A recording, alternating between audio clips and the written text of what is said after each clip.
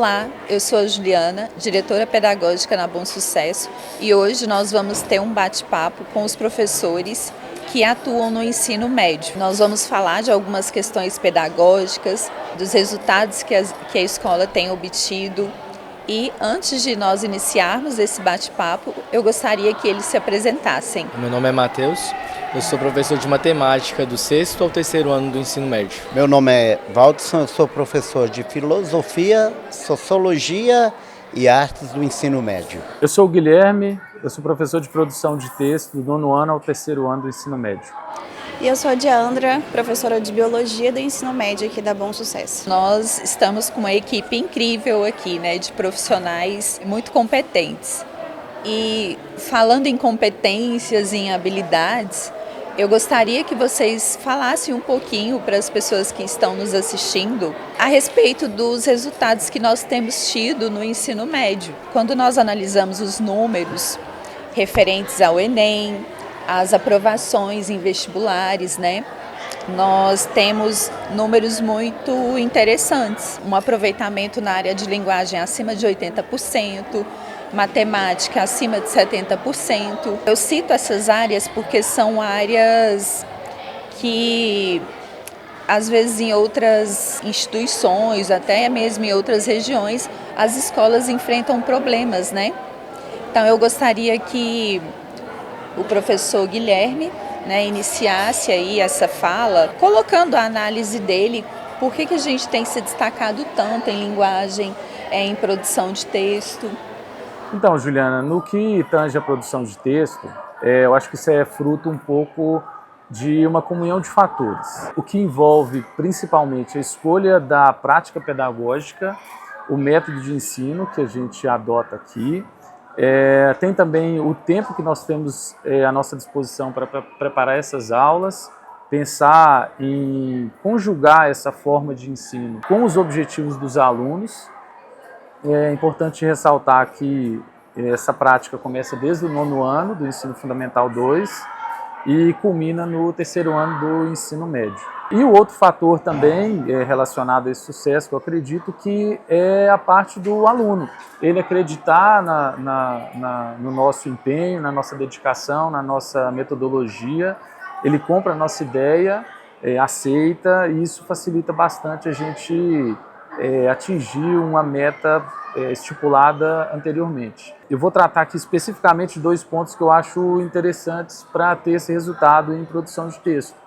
Eu adoto bastante com eles a prática de nós conhecermos a macroestrutura do texto, a microestrutura desse texto dissertativo argumentativo, e também trabalhamos com a questão da análise desses textos antes deles adentrarem mesmo a escrita, a produção, a técnicas de argumentação, enfim, correção. E depois eu adoto com eles a prática do acompanhamento mesmo do texto produzido com eles. Isso traz um certo conforto para o aluno em si, a proximidade com o professor. Facilita também meu trabalho, conhecer a escrita, os objetivos do aluno, as dificuldades que ele tem, desde ler a proposta de redação até escolher os argumentos que ele vai colocar no texto, organizar isso na forma de um projeto de texto e colocar em prática. Então, essa comunhão de fatores facilita bastante. O método utilizado, a prática que eu adoto com eles, uma técnica que eu uso bastante com eles é trabalhar por eixo temático. Então, aqui nós não trabalhamos com temas de redação, e sim com eixos, e de acordo também com cada vestibular. Cada vestibular tem o seu perfil, tem uma forma de abordar esse mundo que nós vivemos, esses aspectos sociais, econômicos, culturais, políticos. Cada vestibular tem um olhar, e eu procuro adotar desde o 9º ano até o 3º ano do ensino médio esse padrão de prova desses principais vestibulares, adequar, logicamente, a técnica, os métodos de ensino a esses vestibulares. Então, eles conseguem fazer vestibulares diferentes, seja o Enem, seja o NB, seja o FG, seja o vestibular seriado. Eles conseguem sucesso pelo método que a gente adota de trabalhar por eixos temáticos. Isso fica bem claro, É muito perceptível realmente na escola, porque Por exemplo, nessa turma de 2025 do terceiro ano do ensino médio, nós já temos alunos aprovados em algumas universidades federais, como a UFA, o UNB, né? Então, essa observação feita pelo professor Guilherme é muito importante, de que nós realmente temos um trabalho personalizado, né? Se o aluno se interessa por uma universidade específica, nós sempre trabalhamos de forma a atendê-lo, né? Guilherme, só mais uma questão relacionada à linguagem. Você tocou no processo de argumentação, né, do texto argumentativo. Então, hoje é muito comum, e isso casa também com as disciplinas do professor Valdson, que é falar, os alunos não leem, os alunos têm dificuldade de escrever, porque eles não se interessam por determinados assuntos, então dificulta a produção de um texto argumentativo. Como vocês reconhecem esse processo mesmo do ensino do texto dissertativo, do processo argumentativo aqui na escola? Então, eu vou passar para o Valdes, porque eu adoto a seguinte questão.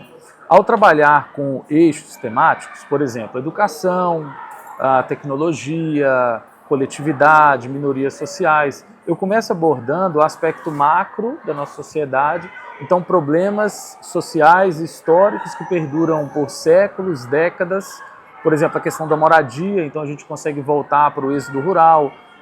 O tema do Enem do ano passado trabalhou com herança africana, então a gente consegue voltar na abolição da escravidão, no processo de colonização. Então, primeiro, há essa abordagem mais macro, para que o aluno possa se inteirar disso. Eu sempre comento com eles que a disciplina mais importante para a redação, antes da redação, é história, é sociologia, é filosofia.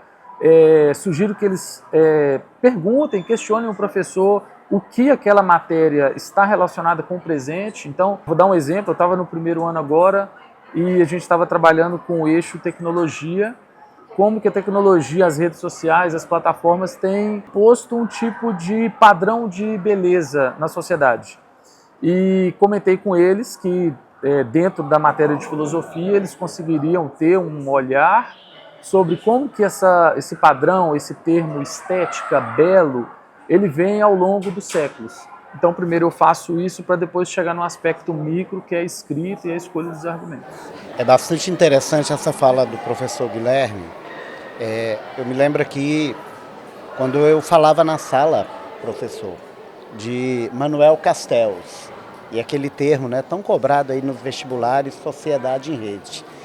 E naquele momento os alunos, né, disseram, olha, professor, o professor Guilherme, ele até falou alguma coisa disso e pediu para que verificássemos com o senhor. E então, dessa forma, trabalhando de forma interdisciplinar, tudo fica mais fácil, né? E o que eu acho bastante interessante, a gente, às vezes, tende, nós profissionais, professores, né, professores, temos uma tendência a fazer uma análise um pouco técnica.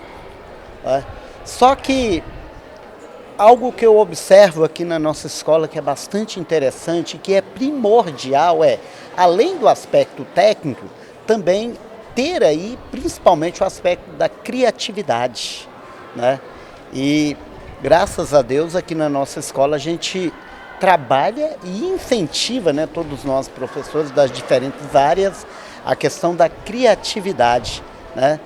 Porque a partir do momento que esse aluno ele é incentivado, portanto, estimulado a ser criativo, não fica essa coisa chata, porque a concorrência aí fora, quando eu digo concorrência aí fora, IAs, né, e tudo isso, a tecnologia, já que estamos a falar de tecnologia, é uma concorrência que às vezes o aluno ele tem, na maioria das vezes, inúmeras informações, mas pouca formação.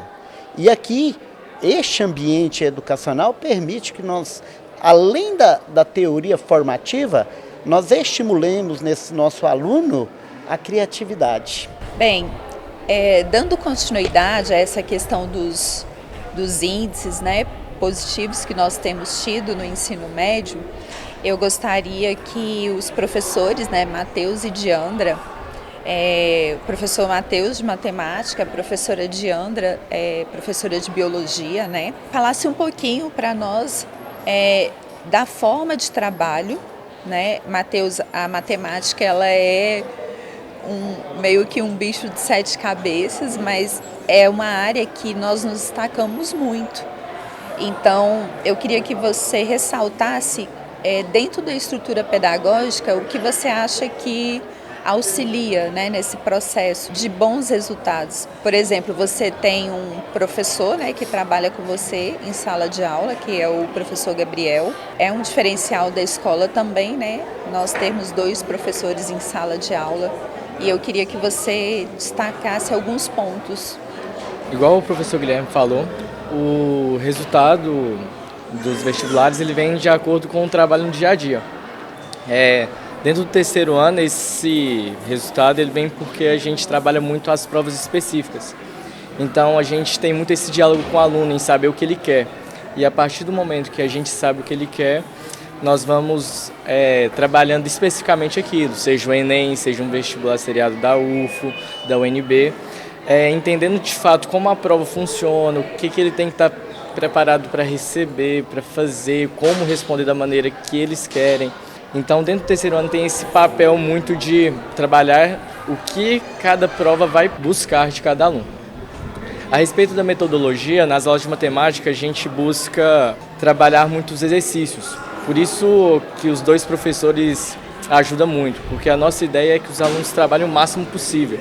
E nós estamos ali sempre para ir tirando as dúvidas, auxiliando e fazendo com que eles tenham o maior rendimento possível.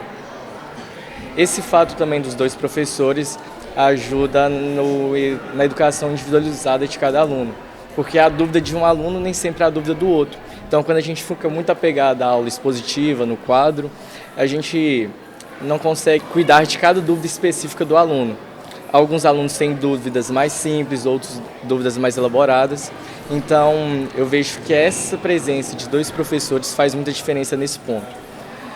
E os resultados também não são só do terceiro ano, porque é um trabalho que a gente começa lá atrás, no 6º ano, já com essa mesma metodologia, com essa mesma dinâmica, dos alunos sempre tentando esse protagonismo de eles trabalharem e a gente estar sempre ao lado deles, para eles desenvolverem o máximo do seu potencial. E é igual eu falei, essa escadinha vem trabalhar no 6º, 7º, 8º, 9º, 1º, 2º e 3º, e acaba que em algum momento a gente alcança o aluno. Porque às vezes no 6º ano a gente não consegue, no 7º não, mas em algum momento específico a chave vira. E quando essa chave vira, eles conseguem alcançar aquilo que nós esperamos. Então, você entende que na escola, quando nós mudamos de segmento, há um link entre os segmentos? Com certeza, porque é uma educação continuada, né? Não existe esse rompimento do 9º para o 1º ano. Eles já vêm assim com aquela dinâmica de avaliações, o vocabulário, porque a gente tenta já fazer o link o máximo possível. Vocês vão precisar disso no 2º ano, no 3º ano vocês já vão ver essa matéria. Então tem esse link que ajuda muito. E o próprio método Montessori, né, utilizado pela escola, que desde o maternal, né, desde a educação infantil, prega a autonomia do aluno. É o resultado mesmo, né, de um trabalho que se inicia na educação infantil. E além dessa parte técnica, a parte também de conhecer o aluno faz muita diferença. Sim. Porque quando esses alunos saem do 9º e vão para o 1º e a gente não conhece, tem todo um período de adaptação, né, certo? Mas quando a gente está com eles no 9º e eles vão para o ensino médio, a gente já sabe as dificuldades, a gente já sabe as potências de cada um e aquilo que a gente tem que explorar. Ju, é interessante observar também, linkando essa parte da matemática, né, como isso é muito forte aqui na Escola Exatas, as ciências biológicas é uma área que pega tudo, né, que a gente fala, desde matemática, física e química. E para muitos alunos isso é uma dificuldade, porque se ele não tem uma base boa na matemática, ele não vai conseguir enfrentar ali alguns assuntos da biologia, assim como física e química, né? Então a gente fala que as ciências biológicas, ela é um pouco complexa por abraçar essas outras áreas, mas eu percebo que por conta desse trabalho continuado ali essa ênfase em exatas desde o início, né, desses anos iniciais que a gente percebe que tem aqui na escola.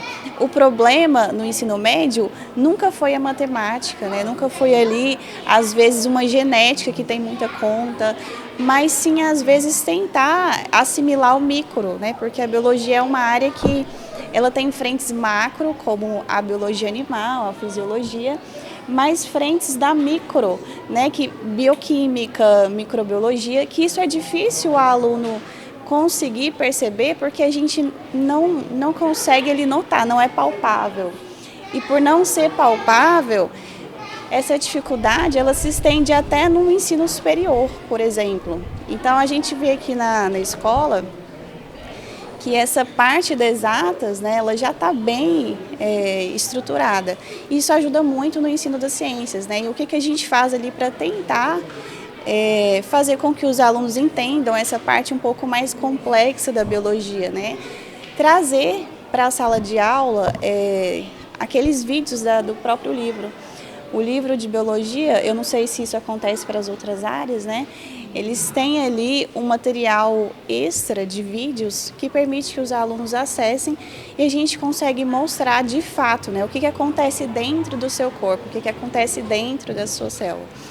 E a partir disso, junto com outros professores, né, a gente sabe que várias áreas aqui são 2 professores e isso ajuda muito, né? No meu caso, por exemplo, eu que tenho domínio de uma frente, o outro professor tem domínio de outro. Então, isso é uma complementaridade. Então, assim, isso ajuda muito os alunos a perceberem um mundo tão diferente, porque, assim, ciências biológicas são frentes grandes, né? Frentes extensas. E isso eu vejo que é um diferencial, não só para a gente, né? Porque para a gente também é um privilégio poder trabalhar com pessoas que têm um conhecimento maior em outras áreas, mas também para os alunos que conseguem captar essas informações e a gente consegue ali por meio do trabalho duplo conseguir passar o conteúdo junto com as questões vestibulares, como o Matheus falou, realmente, né, o que a gente foca. Cada vestibular tem uma frente ali principal.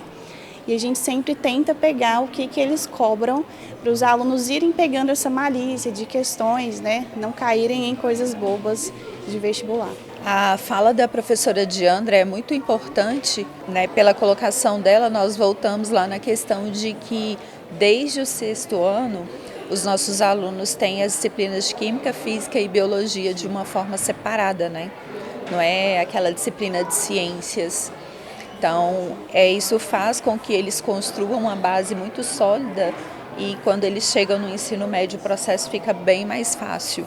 Bem, pessoal, nós estamos encerrando o nosso bate-papo. Eu gostaria de agradecer a presença de vocês.